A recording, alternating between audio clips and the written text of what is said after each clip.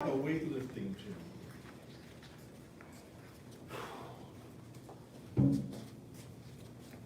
If I'm going sequentially, today's Nei Kung posture is ride the tiger. But since we're doing so much snake creeps down, that may sound good, or that may sound terrible. So I give it a poll. Here, no. Okay. Yeah. Be still. I'm great and bear whatever you do. No, I understand. So I think let's do Phoenix spread wings. Let's skip one for right now, and we'll do Phoenix. There's a lot going on with Phoenix, and there's a good one to practice. And compared to all the Nei Kung ones, it's probably the least demanding on the thigh muscles. I do have a Although it does question. demand it, yes, sir. When you do Phoenix press moves, can you explain the weight distribution Absolutely. or the back way to do it? That's what we're gonna do. So, I'm just gonna do some Phoenix spread wings first. And then we'll get the book out.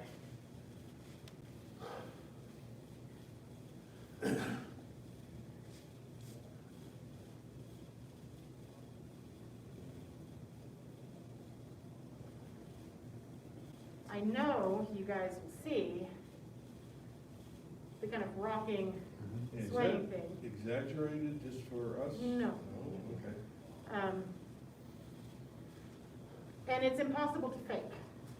So, I see students try to fake it, and I applaud it and I approve it because you see something that you know should be there.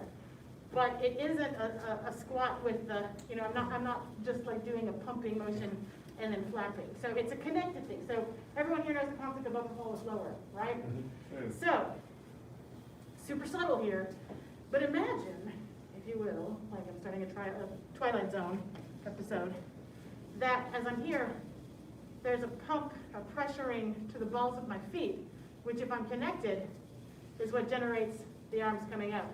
And then I shift the weight back just a little bit, which is what makes them come down. So there's this pumping, upper fall is lower.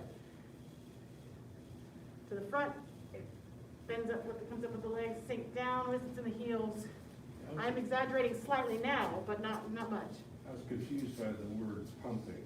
Yeah, You feel like you should be doing this. it is, but I am pumping with my legs, but I'm not, I'm keeping my embracing horse frame through the hips, right?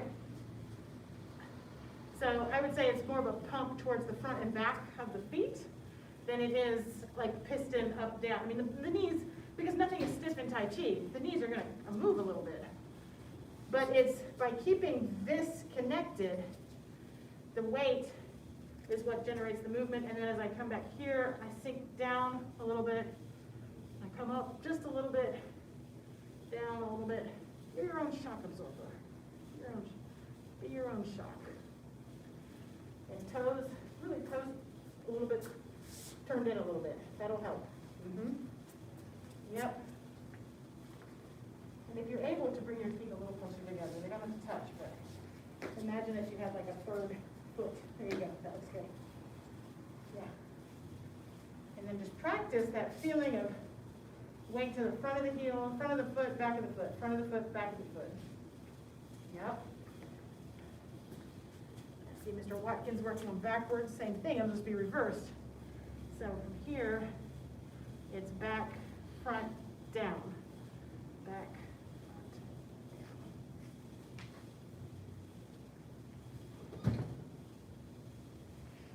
I swear you get a sneeze out. Inhale very deeply. Pops right out.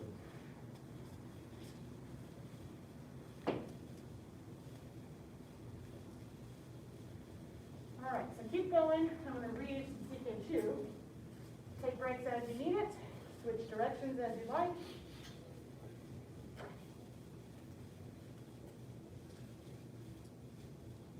So to begin, you stand in the neutral position with both feet parallel and narrower than the shoulder width. Let the body sink down by bending the knees and tucking in the pelvis.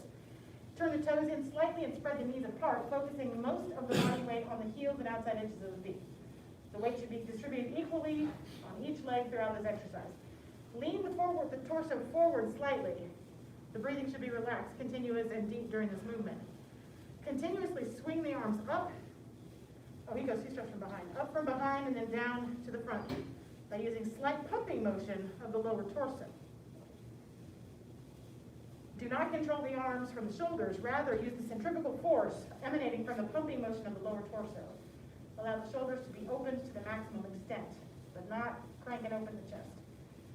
When the torso rises up, the arms follow. When the torso drops, the arms follow. The hands should repeatedly trace its oval path. The swinging arms pivot at the shoulder joint, but again are not controlled from this joint. The knees should be bent throughout this to absorb the motion. Do not straighten the legs. Remember to maintain a concave chest. Pelvis is kept tucked in and the knees are out, the toes are in, and the weight is mostly on the heels and outer edges of the feet. The hands should swing as high as possible, but without touching each other. And if you've got shoulder restrictions, go within your range. Again, don't force it with shoulder muscle. It's trying to, just like Ride the Tiger is trying to open up that hip crease, this is trying to open up that shoulder socket. Caution, forceful, unrestrained swinging may pull a muscle or tendon, so stay loose. In the beginning, execute this movement for 30 to 50 continuous rotations of the arms at a moderate speed. As you become more proficient, add another 10 to 20 at a higher speed.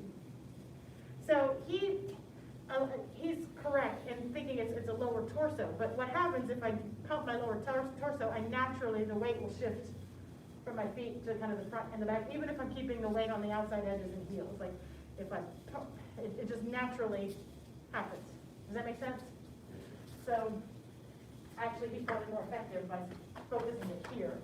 You can feel that a little easier. But, so,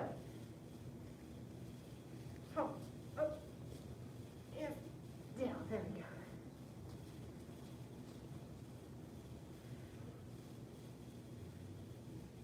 So again, if you're just watching this, you think, oh, I'm swinging my arms in a circle.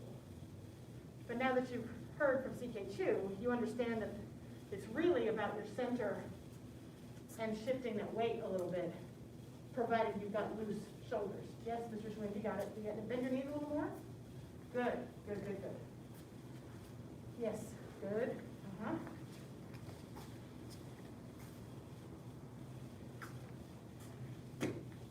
And then once you get comfortable with this, you can speed it up, and you really kind of, you see the rock, and the rock is actually a little easier to get with, in fact, it's faster.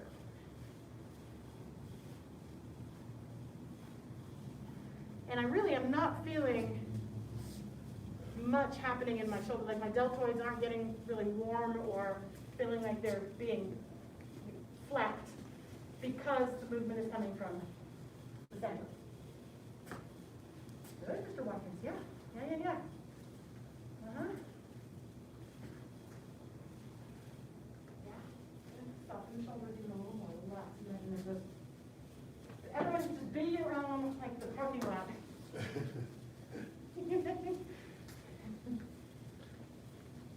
Parking lot tube guys, things. That's how loose you should allow yourself to feel in the shoulder joints.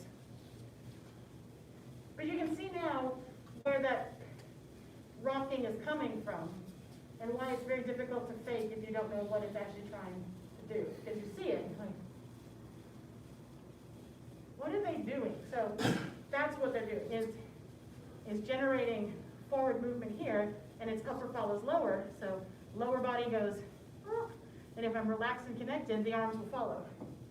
Or from the other direction, up, down, up, down.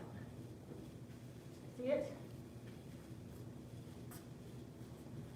Any questions? No?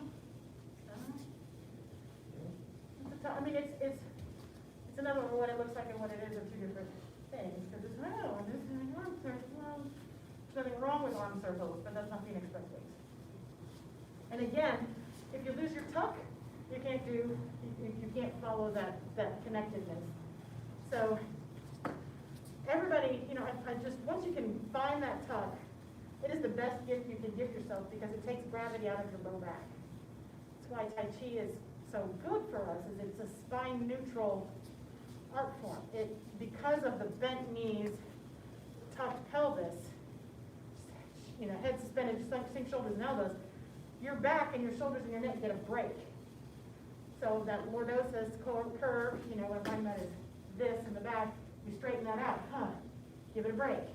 I'm not doing forward head, I'm head suspended, this gets a break. These don't, thighs don't, but that is the same kind of connected posture and relaxed spine that you learn to connect.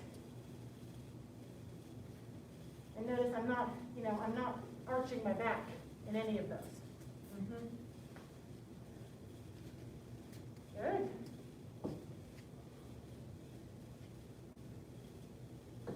Yeah. Yep. That's the right ticket. You got it.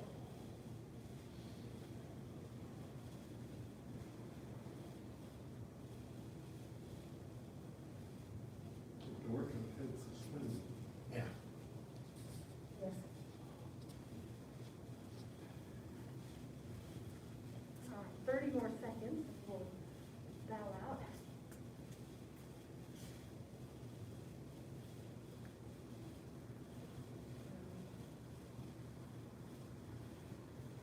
I used this one a lot when I was cleared to do so, to help get some motion back when I had my shoulder reconstructed.